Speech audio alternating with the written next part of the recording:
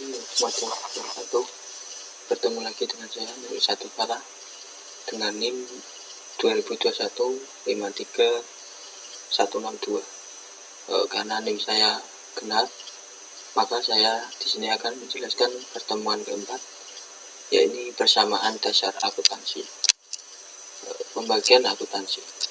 Akuntansi dibagi menjadi tiga, yaitu akuntansi manajemen, akuntansi keuangan, akuntansi pemerintah. Akuntansi manajemen adalah cabang akuntansi yang menghasilkan laporan keuangan bagi pihak internal organisasi atau manajemen. Kemudian ada akuntansi keuangan adalah cabang akuntansi yang menghasilkan laporan keuangan bagi pihak ekstern seperti investor, kreditor, dan bank. Kemudian ada akuntansi pemerintah. Akuntansi pemerintah adalah cabang akuntansi memproses transaksi keuangan pemerintah yang menghasilkan laporan keuangan sebagai bentuk pertanggungjawaban pelaksanaan APBN atau APBD kepada rakyat melalui lembaga legislatif serta untuk kepentingan pihak-pihak terkait. Next, siklus akuntansi. Siklusnya ada bukti transaksi, kemudian jurnal, buku besar, neraca saldo, jurnal penyelesaian, jurnal penutup, laporan keuangan, kemudian kembali lagi ke bukti transaksi. Konsep entitas terpisah. Konsep entitas terpisah, yakni perusahaan dianggap terpisah dengan pemiliknya. Konsepnya sebagai berikut. Contohnya, Elisa memiliki salon yang dinamai salon Elisa. Si Elisa ini menanam investasi 10 juta ke salon Elisa. Kemudian 10 juta ini menjadi milik salon Elisa. Harta salon menjadi 10 juta, kepentingan Elisa di salon 10 juta, harta sama dengan kepentingan pemilik, yakni hartanya 10 juta sama dengan kepentingan pemilik 10 juta. Next, masih di konsep tadi, Elisa menanam 10 juta, harta salon 10 juta, kepentingan Elisa 10 juta, harta sama dengan kepentingan pemilik 10 juta sama dengan 10 juta. Kemudian ini ada kreditor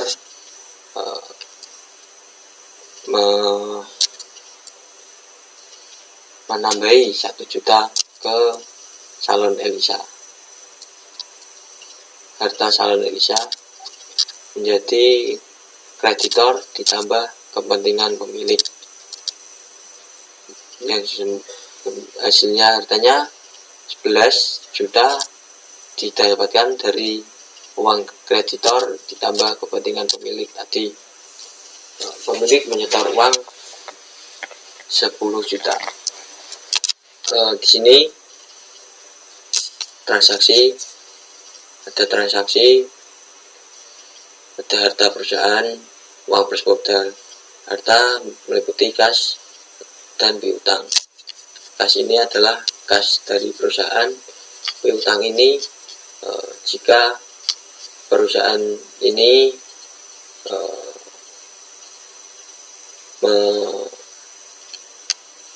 mengadakan atau mentransaksi secara kredit itu piutang ini utang perusahaan, modal perusahaan. Pemilik menyetor 10 juta menjadi kas perusahaan 10 juta.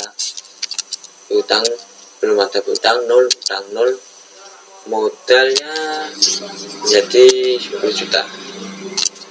Kemudian, nah ini contoh.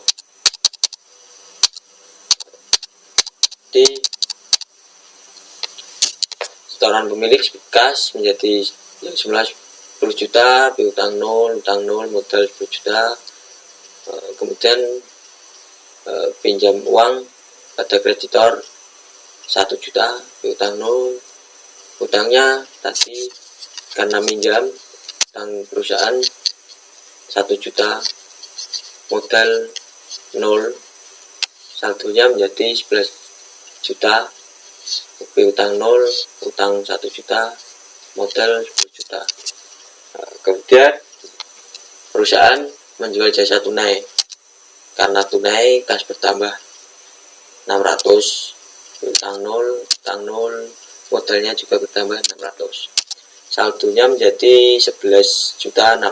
Ini didapat dari saldo tadi ditambah menjual jasa tunai 600, piutang 0, utang 1 juta, modal 10.600.000. Kemudian perusahaan menjual jasa kredit 2 juta, karena kredit kasnya belum terisi, piutang 2 juta, dimana 2 juta ini diperoleh sana utang perusahaan karena jasa kredit menjadi piutang 2 juta, utangnya 0,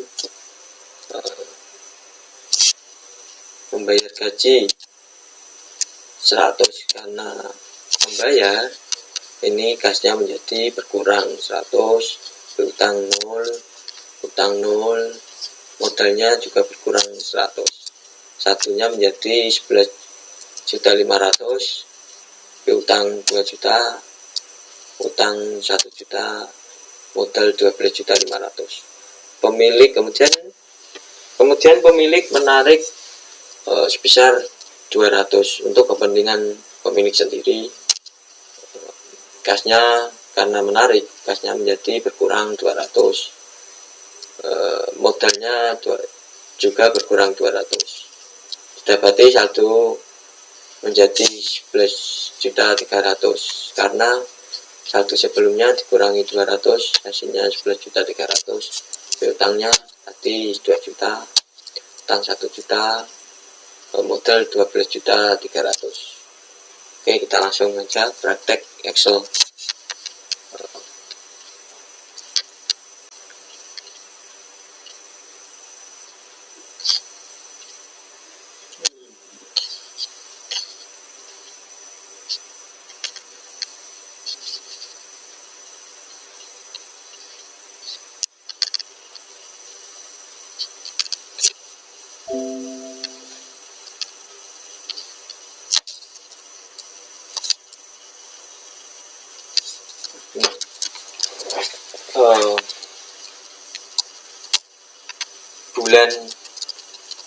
Bulan pertama, contoh ini contoh laporannya.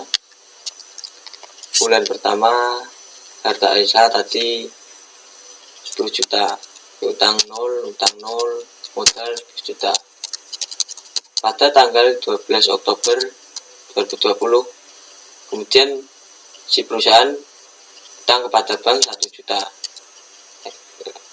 Editor tadi juga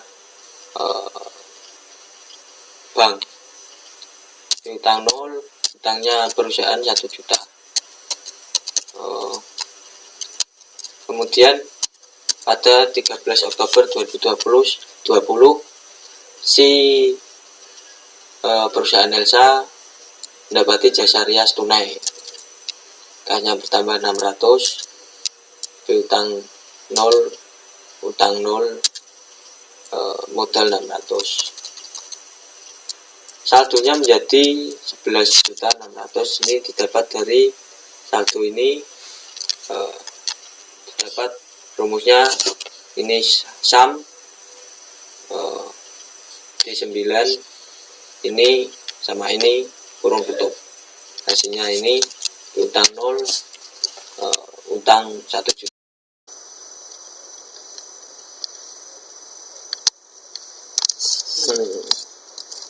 Tadi pada tanggal 13 Oktober 2020 jasa rias tunai dia patok stok harga 600 karena tunai perusahaan tersebut kasnya bertambah 600, piutang 0, utang 0, modal 600. Saldonya ini didapati rumus seperti ini ya. SAM sama dengan sum kurung buka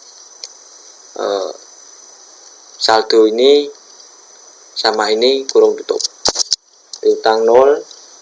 Kemudian ini langsung geser aja. Oke, langsung geser. Kemudian keempat ada tanggal 14 Oktober 2020, jasa rias kredit. Karena kredit kasnya belum masuk kasnya 0, piutang 2 juta karena utangnya 0, modalnya bertambah 2 juta. Kemudian saldo 11.600. Kemudian saldonya ini rumus, kemudian tarik aja, tarik. Oke, karyawan kan menggaji karyawan, kasnya menjadi 0, piutang 0, utang 0, modal min 100. Kemudian saldonya menjadi 11.500.000. Ini coba kita praktek ya.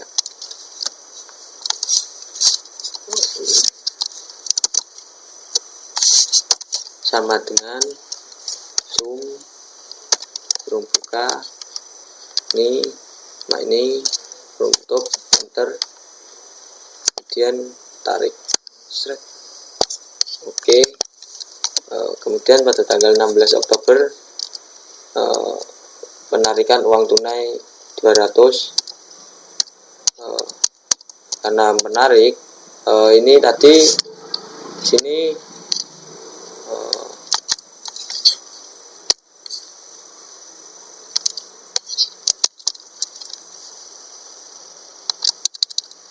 di sini tadi pemilik menarik 200. Oke.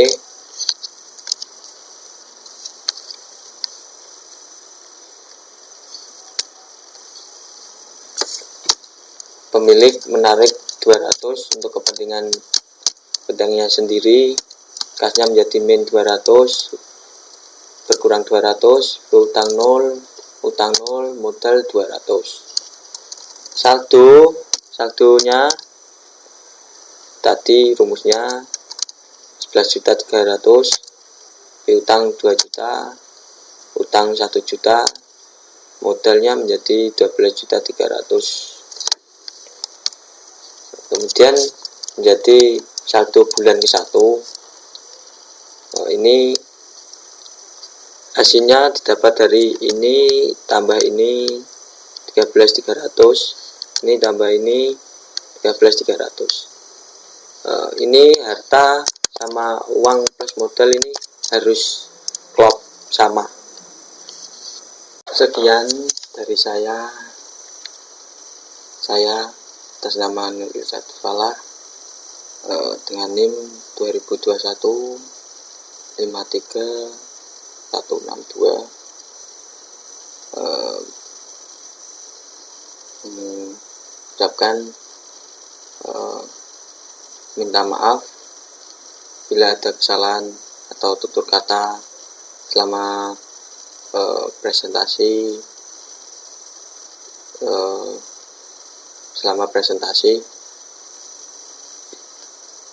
Demikian dari saya. Terima kasih. Assalamualaikum warahmatullahi wabarakatuh. Sampai jumpa di lain waktu. Berjumpa lagi dengan saya, Nur Irsad Falah.